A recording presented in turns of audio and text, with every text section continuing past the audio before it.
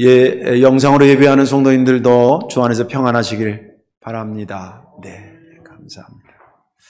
말씀의 제목 한번 따라 하시다. 성도라면 이미 행복한 사람입니다.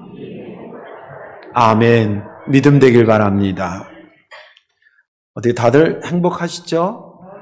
예, 할렐루야. 감사합니다. 한 두 명은 저 왼수만 아니면 내가 행복할 텐데, 저 왼수는 누군지 모르겠습니다만 아무튼 성도라면 이미 행복한 사람입니다. 행복해질 사람이라기보다는 이미 행복한 사람입니다.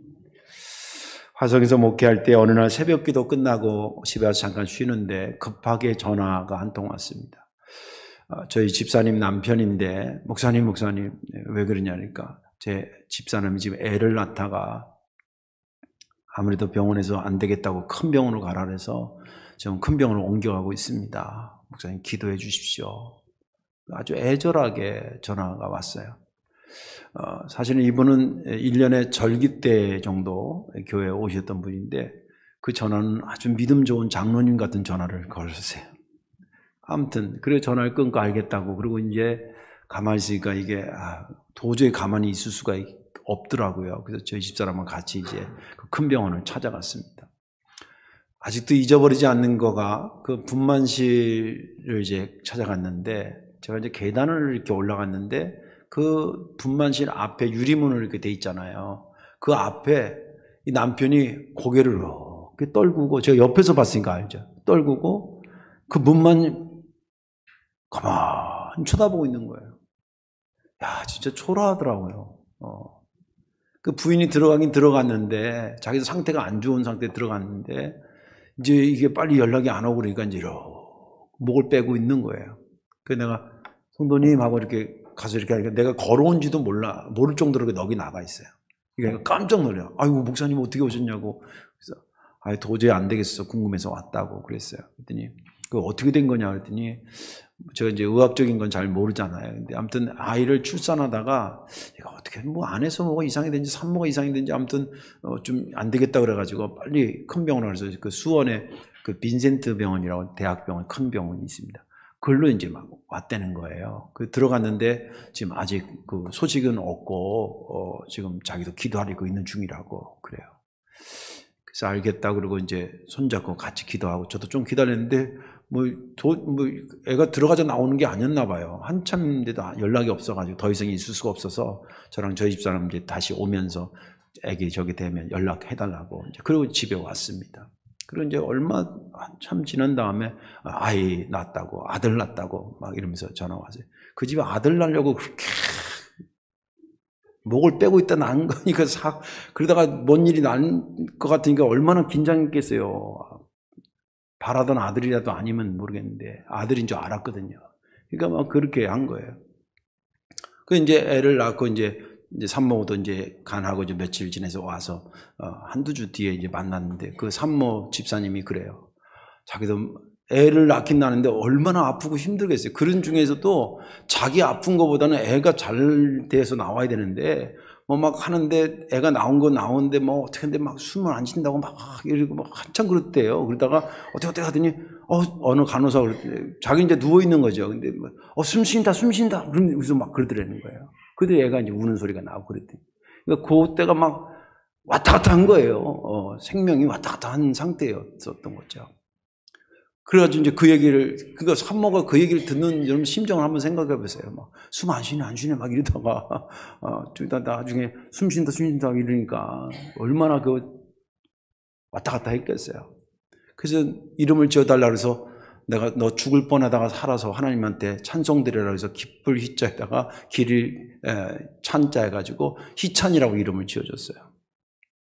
그리고 이제 걔가 우리 둘째 녀석하고 같은 해에 태어나서 친한 곧된 아이입니다. 그래서 잘 자라서 이제 교회 학교도 다니고 학생부 왔는데 사춘기 오니까 이게 거들먹거리기 시작하는 거예요. 그리고 또 이 교회에서 집에서 그렇게 바라던 아들이 나서 금이야 오기야 키운 거예요. 버릇이 아주 참 방송하긴 뭐하지만 아주 거시기 해요. 그래서 내 하루는 너 일로 와. 저쪽 교회에서는 학생부 애들이 우리 아들들 같아가지고 나한테 혼난 애도 있고 심지어는 얻어 맞은 애도 있어요. 너 이렇게 쫄아가지고 목사님 왜요? 너 신앙생활 똑바로 해. 그러면서 걔 출생에 대한 비밀을 내가 얘기해 줬어요. 너 엄마 죽다 살았어 너. 엄마도 그 얘기를 안 했었나 봐요. 처음 듣나 봐요 저한테. 내가 그때 갔을 때 좀 전에 얘기한 니네 아버지가 야 목을 이렇게 빼고 분만 치면 너 나오기를 코가 빠지게 기다리고 있고 숨쉰다 그런 얘기하고 그랬었어. 네가 못 느끼고 네가 뭐 인지하지 못했다고 하나님의 은혜가 너한테 없었던 게 아니야. 너 그래서 살아난 거야 임마. 똑바로 잘해. 너 얼마나 하나님한테 행복한 사람이고 너 감사할 사람이냐. 그래서 기도해주고 그리고 이제 신앙생활을 지금까지 잘하고 있습니다만은 아무튼 그러면서 그 아이를 키웠습니다. 성도라면 저와 여러분 다 하나님의 백성이라면 이미 행복한 사람. 우리가 인지하지 못했던 인지했던 그 아이가 자기가 출생의 비밀을 알든 모르든 그 아이에게 선제적으로 하나님의 은혜가 있었던 것처럼 이미 주의 은혜 가운데 성도라면 행복한 자라고 하는 것을 마음에 굳게 갖기를 주의 이름으로 축원합니다. 오늘 본문에 있는 말씀은 모세 선지자가 은퇴하는 거예요. 40년 동안 이스라엘 백성들을 잘 인도하다가 이제 하나님께서 넌 여기서 스탑하고 여호수아를 세워서 이제 가나안 땅에 데려가야 된다. 그런 얘기를 듣죠.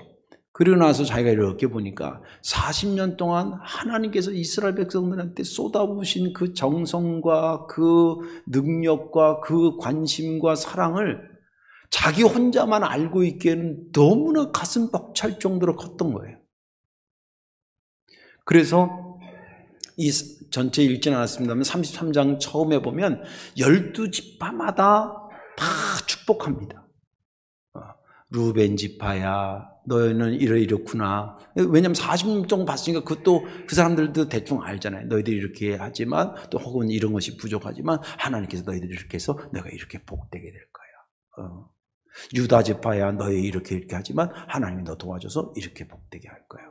그렇게 12지파 아셀 지파 문하세 지파 갓 지파 다 한 다음에 이제 이스라엘 전체를 놓고 모세가 마지막 파이널처럼 축복 기도를 하는 내용이 본문의 말씀입니다. 여수르나 이렇게 부릅니다. 여수르는 하나님의 사랑을 많이 받은 이스라엘을 사랑스럽게 부르는 애칭이에요. 결국 이스라엘을 말하는데 네가 사랑 많이 받은 아유 귀여운 이런 거 같은 겁니다. 여수르나. 세상 하나님같이 고마운 분이 어디 있냐. 그분이 널 도우시려고 하늘을 타고 궁창에서 당신의 위엄을 나타내시고 역사해 주셨어.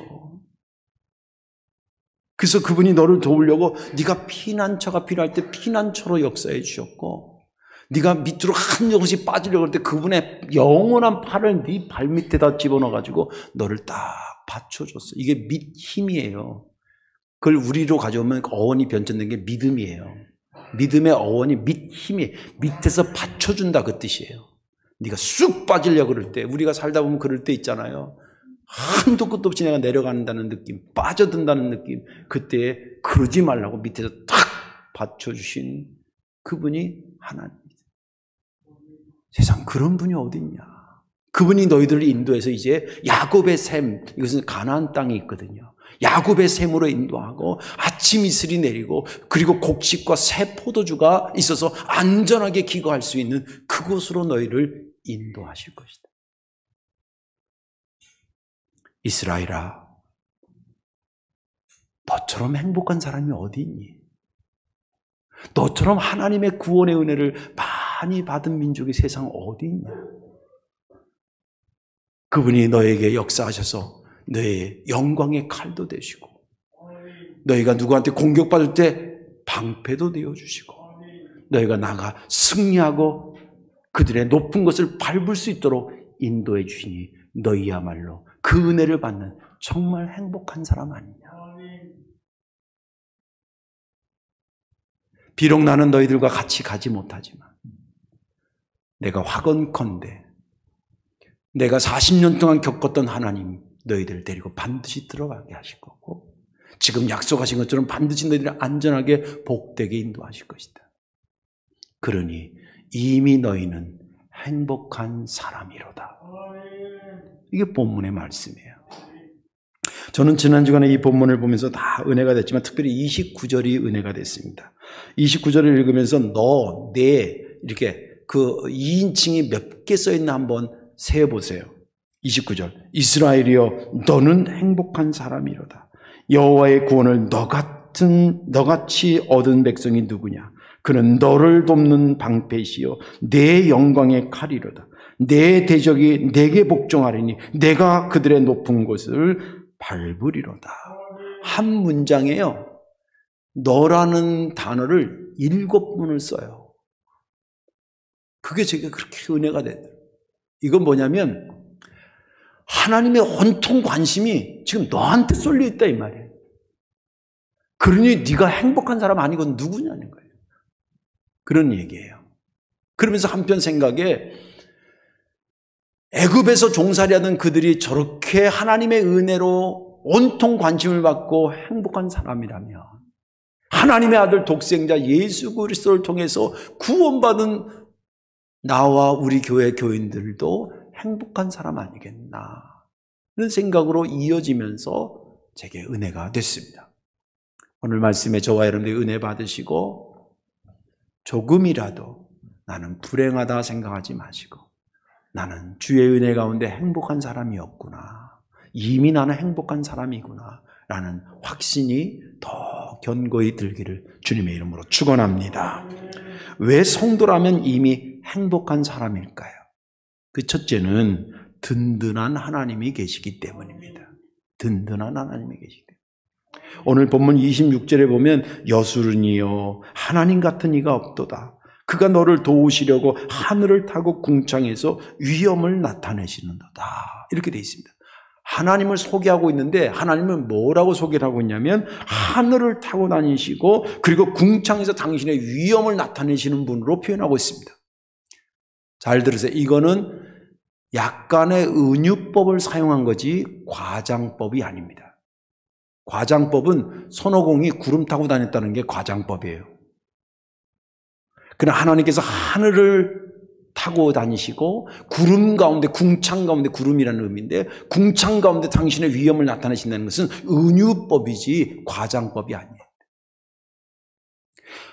쉽게 얘기하면 하나님은 하늘도 자유자재로 그리고 궁창도 자유자재로 만지시고 다루시는 분이라는 거예요.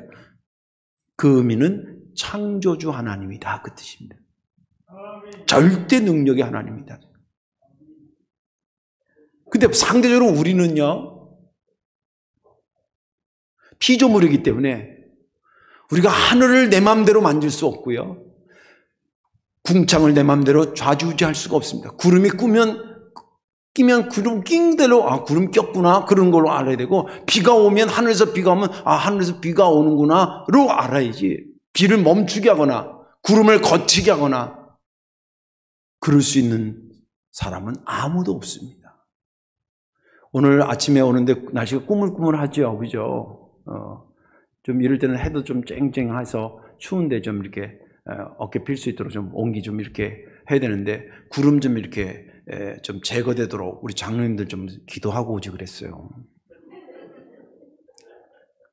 그때 장로님들이 그러는데 목사님이 세면 더 세지 저희가 세요. 나도 하도 안 돼. 그냥 구름 꼈구나. 아유 오늘 춥겠네. 따뜻하게 입어야 되겠다. 저 지금 이제 저 구름 제껴야 되겠는데 저거 하늘에 비 좀 멈추게 해야 되겠는데 안 오는 비 오게 해야 되겠는데 이거 못 해요. 하나님하고 우리하고는 급이 달라가지고 그분은 하늘을 만지시고 궁창을 만지시는 분이에요. 그런데 이게 그거보다 더 중요한 사실이 있습니다.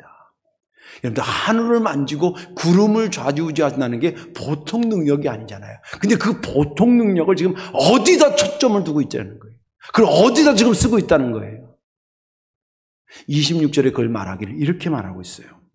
그가 너를 도우시려고. 저는 이 본문을 읽을 때 사실은 눈물이 핑 돌았어요. 왜냐하면 제가 제 자신을 알거든요. 나는 하나님한테 그렇게 절대적으로 필요한 존재가 아니에요. 또 그만큼 하지도 못해요. 저보다 훌륭한 목사님도 얼마나 많고, 저보다 성경을 많이 하는 분들도 얼마나 많고, 저보다 기도 많이 하는 사람도 얼마나 많고, 저보다 선교 많이 하는 분도 얼마나 많은지 몰라요.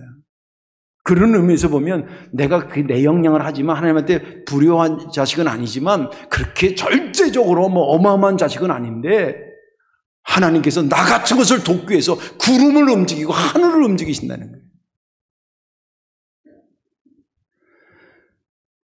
너무 가슴이 벅찼습니다. 그리고 그 혜택을 받는 것이 누구냐면 우리라고 하는 사실을 깨달으면서 우리가 그러니 행복하지 아니할 수 없다라고 하는 것을 깨달은 겁니다. 이건 지금 모세가 그렇게 이스라엘 백성들 하는데 사탕발림으로 하는 얘기가 아니에요. 그가 처음 하나님을 만나고 그리고 지금 이 말을 하는 이 순간까지 그는 하나님이 직접 하늘을 움직이는 걸 본 사람이고 궁창에서 당신의 위엄을 나타내는 것을 실제 본 사람이에요. 그리고 더 놀라운 것은 그런 하늘을 움직이고 궁창을 움직이시는 그 하나님이 그것을 어디다 집중시키냐면 하나님의 백성 구출해내가지고 이 백성 하나님 나라 가는데 거기다가 돌보시려고 집중시키고 있다는 것을 보면서 깜짝 놀란 거예요. 모세도. 모세가 하나님을 처음 만났을 때 든든한 하나님, 능력의 하나님을 만나고 첫 이미지가 그렇게 바뀌게 됐었다는 거예요. 그가 초야에 묻혀서 40년을 살잖아요. 애굽에서 40년 살다가 왕궁에서 40년, 그리고 사건 터지고 도망 나오듯이 나와서 초야에서 40년을 삽니다. 자연인처럼 사는 거지요. 근데 어느 날 호렙산에서 불은 불인데 사람이 붙인 불이 아닌 불이 붙는 거예요. 하도 신기해서 올라갑니다. 다시 말해서 이게 모세가 하나님을 첫 번 만나는 스파크가 일어나는 장소인데 이것을 뭐로 만나게 되냐면 하나님의 든든한 하나님, 능력의 하나님으로 첫 만남이 시작됩니다. 근데 그 첫 만남이 초자연적이고 초능력적인 분으로 만났는데 그 이어지는 그분과의 관계 속에서 이루어진 것들이 계속 그것의 연장선상으로 든든한 하나님, 능력의 하나님, 능력의 하나님으로 계속 이어졌다는 거예요. 이스라엘 백성 데리고 오라 그럽니다. 저 못 간다 그럽니다. 그들이 나한테 누가 보냈냐 그러면 제가 뭐라 그럽니까? 하나님이 당신의 이름을 가르쳐 줍니다. 그때 나온 이름이 여호와라 그랬잖아요. 스스로 있는 자라는 것을 능력의 관점에서 보면 절대 능력의 소유자다 그런 뜻입니다. 나는 누구에 의해서 있어진 존재가 아니라 나는 스스로 있다. 우리랑 완전히 출발점 자체가 다른. 그리고 지팡이도 하나님께서 한 목동이 쥐고 있던, 모세가 쥐고 있던 그 지팡이에 불과했는데 여기 하나님의 능력이 들어가니까 100만이나 되는 이스라엘 백성들을 데리고 나오는 쥐봉이 됐고요. 당시에 전 세계를 아우르고 있던 절대 권세라고 했던 바로의 발목을 확 휘어감는 회초리 역할을 하는 것이 모세의 지팡이였습니다. 잘 아시죠? 그리고 그들을 끌고 나왔을 때에 그들을 앞에서 가장 먼저 등장한 게 구름기둥과 불기둥입니다. 하늘을 움직이기 시작합니다. 궁창을 움직이기 시작합니다. 뭐 하기 위해서? 이스라엘 백성들을 돕기 위해서. 홍해를 만납니다. 하나님께서 그 능력의 지팡이로 가르라 그럽니다. 광야로 나왔습니다. 먹을 것이 없습니다. 만나로 먹이십니다. 목마릅니다. 물을 내서 마시게 하셨습니다. 그렇게 40년을 지내고 나면서 모세가 본 것은 뭐냐면 하나님 정말 듬직한 하나님입니다. 비록 나는 너희들과 같이 못 간다 하더라도 그분과 같이 간다면 당연히 그것에 들어가는 것뿐만이 아니라 그분의 사랑, 그런 든든한 사랑을 받는 너희들 내가 보니까 너무 행복한 사람. 어디서 너희들이 그런 사랑을 받겠냐? 모세가 지금 이스라엘을 바라봤던 그 모세가 지금 저와 성덕교회를 바라본다 그러면 뭐라 그럴까요? 불행하다 그럴까요? 행복한 사람이라 그럴까요? 한번 생각해 보세요. 모세가 우리를 바라봅니다. 다 우리 죄인이었는데 예수님이 오셔가지고 덕지덕지 붙어있던 죄들을 다 떨겨지고 새 옷으로 새 마포로 싹 갈아입히고 이것을 때묻히지 않고 살 방법을 성령님을 보내서 친절하게 인도해 주시고 그 믿음을 지킬 수 있도록 교회를 81년 전에 세워서 여기에 등록해서 교인 되게 하시고 믿음의 둥지를 들게 하시고 여러 가지 여건들이 바쁘고 하지만 그래도 불러 모아서 11시에 딱 오니까 예배할 수 있도록 목사도 세워주시고 찬양대도 세워주시고 일회관장도 세워주시고 대표는 기도하는 장로님도 세워주시고 안내원들이 소라 그러고 와서 앉아서 비록 마스크는 썼지만 예배드리면서 영광 돌릴 수 있는 이 자리에 앉게 하신 하나님. 그 모습을 모세가 이렇게 보면서 야 니네 진짜 불행하다. 그러겠는가 아니면 야 성덕교회 교인들아 너희 참 내가 보니 행복한 사람이라 라고 하시겠냐는 거예요. 제 생각에는 반드시 행복한 사람이라고 말할 것 같다는 거예요. 그런데 안타깝게 우리는 왜 가끔 행복한 것을 못 느끼는 것일까요? 하나님에게 원인이 있는 걸까요? 내 자신에게 원인이 있는 걸까요? 내 자신에게 원인이 있다면 대체 무엇이 원인인가? 제가 쭉 찾아봤어요. 그 관련된 것들도 보니까 많아요, 이유가. 몇 가지 추려서 하자면 이런 것들이에요. 행복의 기준을 내 욕심으로 세워. 그리고 뭐로 포장하냐면 내 꿈이다 이렇게 얘기를 해요. 주님이 주시는 소망을 품는 게 믿음의 사람들에게 꿈이에요. 누가 어떤 집 사니까 나도 저 집 몇 년도 안에 사야 된다 이거 세운 게 무조건 꿈이 아니에요. 자기 욕심으로 세우니까 그 욕심이 도달되면 또 거기서 멈추는 것도 아니고 그 다음 걸 또 욕심으로 꿈이라고 세우나요. 그러니까 맨날 행복하지 않는 거예요. 네.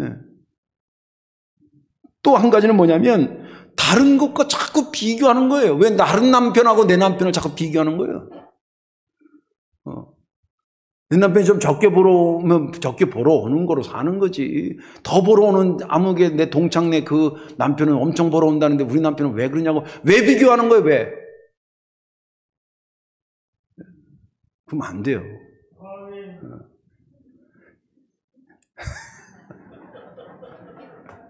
그리고 자신의 과거와 현재를 자꾸 비교하지 마요. 옛날에는 우리 잘 살았는데.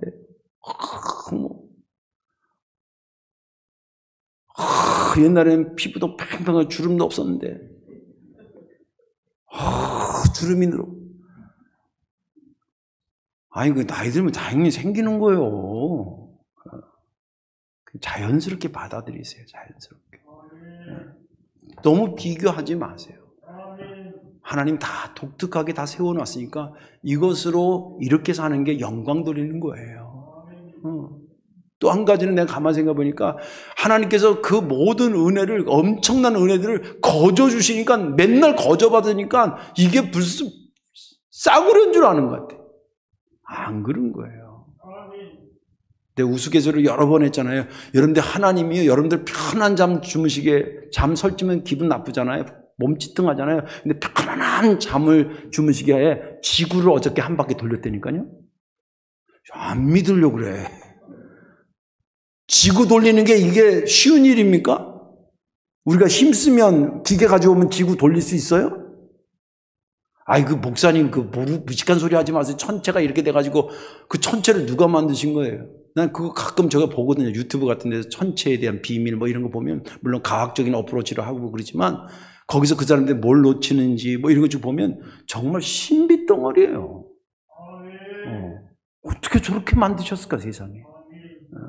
부딪히지 않게 각자의 궤도를 돌고. 정말 하늘을 움직이고 구름을 움직이시고 궁창을 움직이시는데 이유가 뭐냐면 나 같은 것을 돕기 위해서 한다는 거 생각만 해도 행복한 거 아니에요. 듬직한 하나님이 내 곁에 있지. 그것 자체가 나에게 행복의 큰 요소라는 겁니다. 잊지 않기를 주의 이름으로 축원합니다. 마지막 하나는 뭐냐면 왜 성도라면 이미 행복하냐면 섬세한 하나님이 계시기 때문에 그래요. 섬세한 하나님. 오늘 여기 본문에 보면 창조주 하나님께서 유독 하나님의 백성에게 섬세하게 돌보시는 모습을 조근조근 표현하고 있어요. 27절과 29절에 나와 있는데 27절에 보면 영원하신 하나님이 내 처소, 다시 피난처가 되신다. 영원하신 하나님의 팔이 너를 밑에서 떠받친다. 공동번역, 새번역에 그렇게 표현되어 있습니다. 밑에 있다는 얘기를 그렇게 표현하고 있어요. 그리고 대적을 쫓으시고 멸하신다. 29절에 하나님은 너를 돕는 방패가 되신다. 영광의 칼이 되신다. 너의 적군을 이기게 하시는 분이다 라고 표현하고 있어요. 이거 토탈로 그냥 하나님은 너를 도와주시는 분이다 이렇게 해도 다 통해요. 근데 이것을 섬세하게 돌본다고 표현하는 이유, 제가 설명하는 이유가 뭐냐면 기록된 대로예요. 우리가 살다 보니까 막 어디를 피해야 될 때가 생겼어. 그때에 하나님이 내 피난처가 되시고,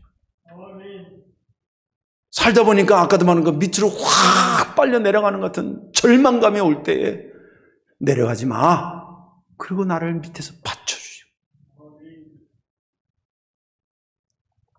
어떤 전쟁이 붙었을 때, 전쟁이 일어나면 안 되지만 전쟁이 붙으면 이겨야 될 거 아닙니까?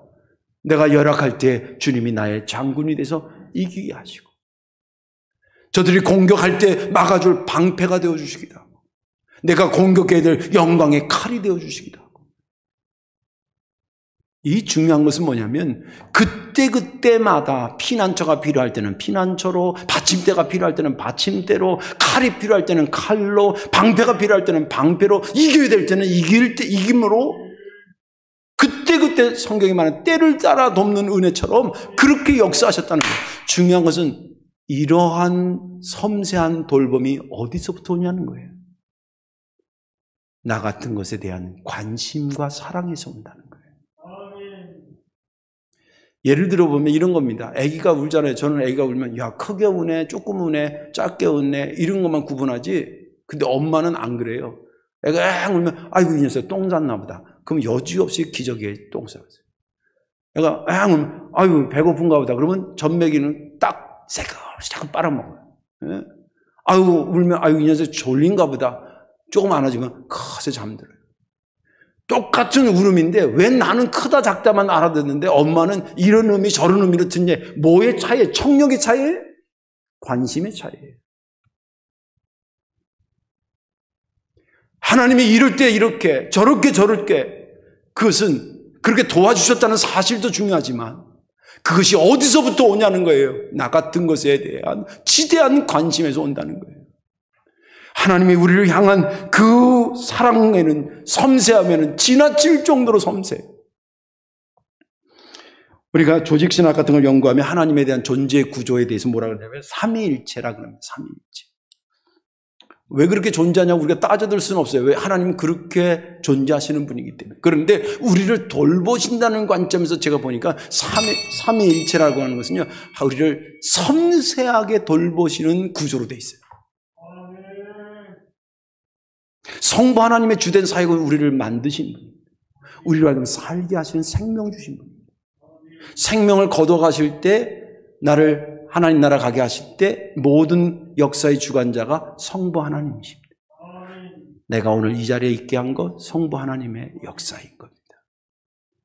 하나님이 잘 살게 했는데 우리가 잘 살지 못하고 이렇게 짓고 저렇게 육신의 정욕으로, 안목의 정욕으로 뭐 이런 것으로 이렇게 저렇게 죄를 지었습니다.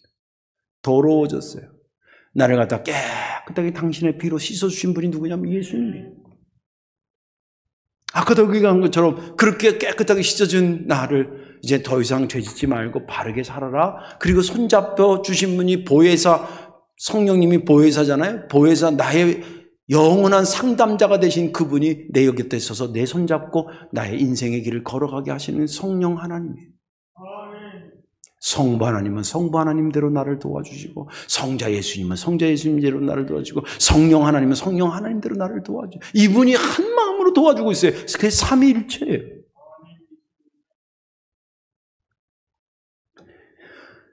이렇게 돌보신다라고 하는 것을 모세는 보고 또 봤던 사람이에요. 그렇게 섬세하게 이스라엘 백성들을 돌보는 걸 정작 이스라엘 백성들은 못 느끼고 있는데, 그것을 전달하고 있는 모세가 보니까 하나님, 세상에 이런 하나님이 안 계신다는 거예요. 이렇게 세상에 당신의 백성을 섬세하게 사랑하고 관심 기울이는 데는 조금도 양보함이 없는 것. 그러니 그러한 섬세한 사랑을 받고 있는 이스라엘 백성들아, 너희는 정말 행복한 사람 아니에요. 하나님의 섬세한 돌봄이 그들에게만 있었겠어요? 당신의 그 아끼는 독생자 예수 그리스도의 피로 거듭난 성도들에게도 하나님의 섬세한 돌봄은 지금도 역사하고 있는 줄로 믿으시기 바랍니다. 내가 내 머리카락이 여기 있는 줄은 알지만 몇 개인지 모르는데 하나님은 성경 말하기를, 은유적인 표현이지만 머리카락 수까지도 다 세신받는다. 전달하고 싶은 의도가 뭐겠어요? 나한테 있어서 너는 대충 존재가 아니라는 거예요. 나한테 너는, 내가 너의 머리카락까지도 다 세야 될 정도로 섬세하고 그리고 나에게 아주 소중한 존재라는 거예요. 왜? 당신의 아들 피로 생명으로 우리를 샀기 때문에. 이런 섬세한 사랑을 우리가 받고 있기에 우리가 행복한 사람이라고 하는 것을 다시 확신하시기를 주님의 이름으로 축원합니다. 이제 말씀을 정리합니다. 오늘 말씀을 듣다 보니까 우리가 하나님한테, 그 듬직한 하나님이 나를 돌봐주시고 그 섬세한 손길로 나를 돌봐주시는 거구나, 정말 내가 행복한 사람이구나 하면서 갖춰야 될 게 뭐냐면 영적 자존감입니다. 군대 들어간 사람은 군대의 자존감이 군기로 있어야 되고요,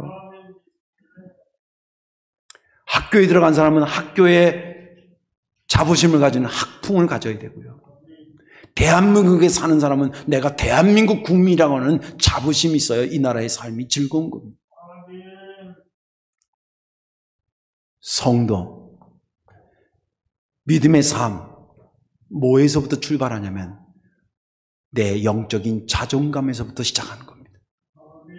나는 행복한 사람, 알고 보니까 내가 행복한 사람이었구나, 내가 어마어마한 사랑을 받고 있는 사람이었구나, 그것을 가지니 내가 그분한테, 나한테 사랑을 준 그분을 위해서 열심도 내게 되고 그분 앞에 기도도 하게 되고 그분의 말씀을 귀담아 듣기도 하고 읽기도 하고 쓰기도 하고 하는 거 아니겠습니까? 그리고 이 좋은 하나님을 다른 사람한테 전하려고 선교도 하고 전도도 하고 그런 거 아니겠습니까? 여러분들은 여러분들이 생각하는 것보다 훨씬 하나님한테 소중한 존재입니다. 그분의 듬직한 사랑과 섬세한 사랑을 무궁히 받은 사람이고 그런 은혜 가운데 있는 행복한 자들입니다. 영적 자존감이 잘 확립돼서 우리의 믿음의 삶을 힘있게 살아가시기를 주님의 이름으로 축원합니다. 기도하겠습니다. 사랑과 은혜가 많으신 아버지, 고맙고 감사합니다. 우리는 정말 하나님 앞에 듬직한 존재가 되지 못하고 하나님을 섬길 때 섬세하게 섬기지 못함에도 불구하고 우리를 도우시려고 듬직한 하나님, 능력의 하나님, 하늘을 움직이는 그런 절대 능력의 하나님이 역사해 주셨고 한 번으로 끝난 것이 아니라 때를 따라 돕는 은혜로 그때그때마다 다양한 모습으로 우리를 섬겨주시고 관심 기울여 주셨으니 참으로 우리가 행복한 자라는 것을 다시 깨닫게 됩니다. 주여, 이 영적 자존감, 확립된 영적 자존감을 가지고 이제 담대하게 세상을 살아가게 도와 주옵소서. 누구도 그 사랑을 끊을 수 없다고 말씀하신 말씀을 붙잡고 하나님으로부터 받은 사랑, 그로 인해서 행복한 사람이라는 자존감을 가지고 이 세상 어떤 것도 물리치며 아름다운 멋진 곳에서 주를 보게 하여 주옵소서. 예수님의 이름으로 축복하며 기도하옵나이다. 아멘.